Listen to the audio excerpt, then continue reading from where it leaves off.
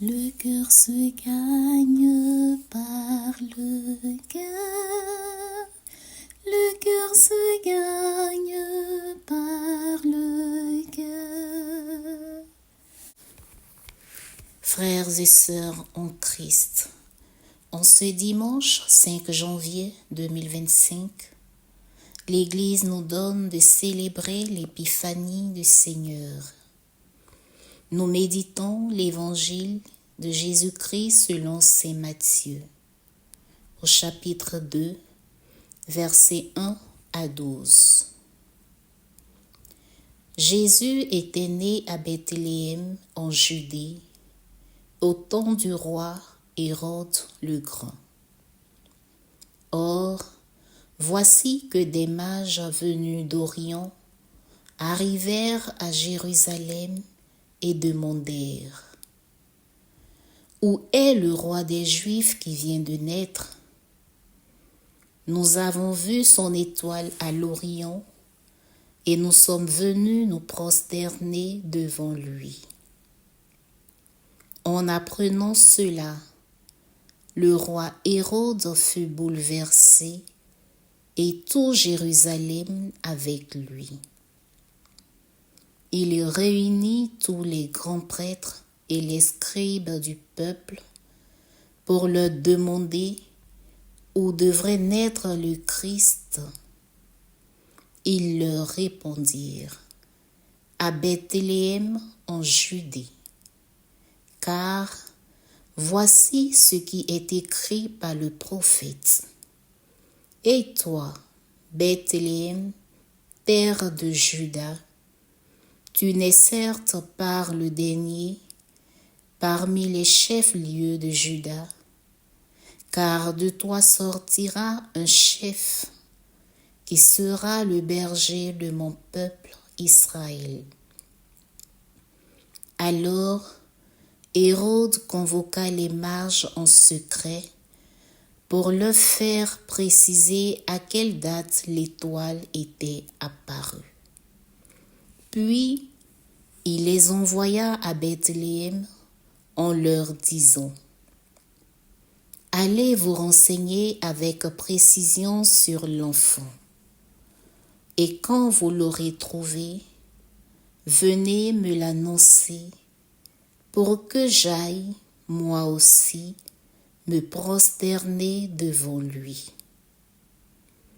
Après avoir entendu le roi, ils partirent. Et voici que l'étoile qu'ils avaient vue à l'Orient les précédait, jusqu'à ce qu'elle vienne s'arrêter au-dessus de l'endroit où se trouvait l'enfant.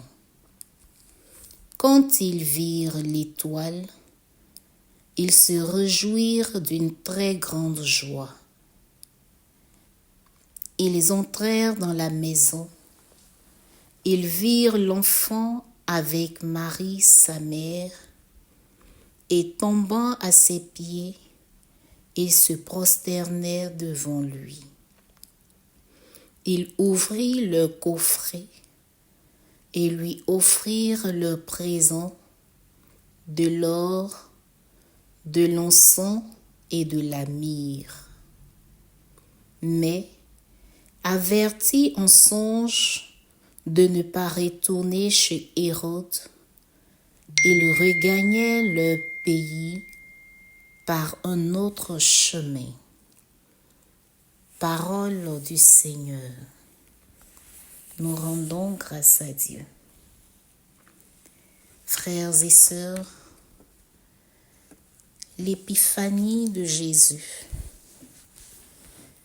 L'Église a défini l'épiphanie comme la manifestation de Jésus au monde.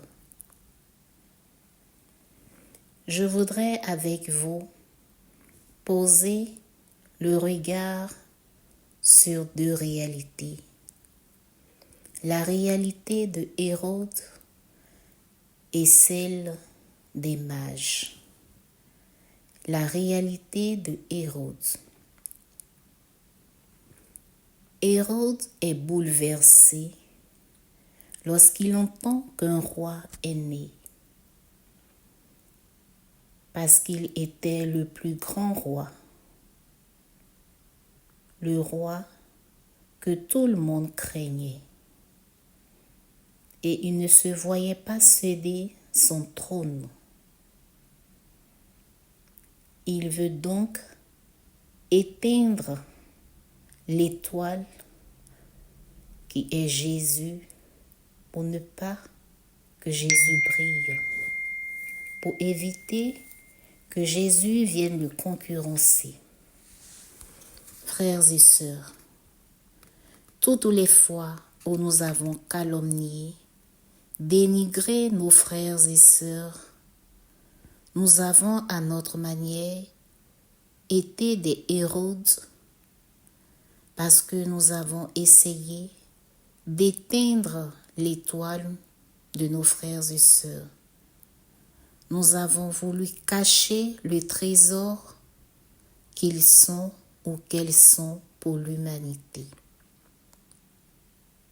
Prenons conscience et demandons la grâce d'être positive, la grâce de reconnaître en l'autre la valeur, la perle qu'elle est, la grâce de reconnaître le bien dans l'autre, tout en sachant que chacun est unique.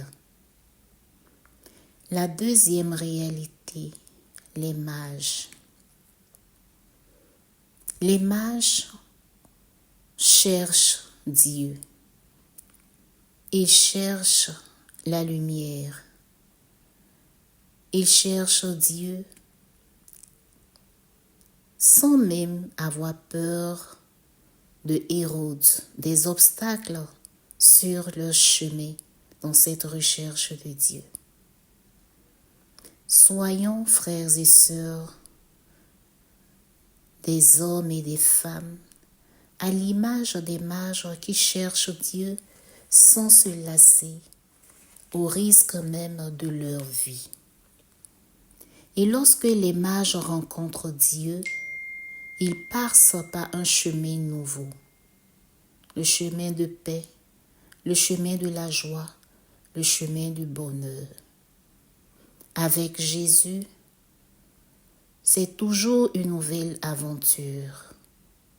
Demandons donc la grâce à Dieu de le rechercher davantage à travers les événements de notre vie, de ne pas nous laisser de le rechercher et d'être ouverts à emprunter de nouveaux chemins avec lui, chemin de paix, chemin de joie, chemin de foi et d'espérance. Le cœur se gagne par le cœur. Le cœur se gagne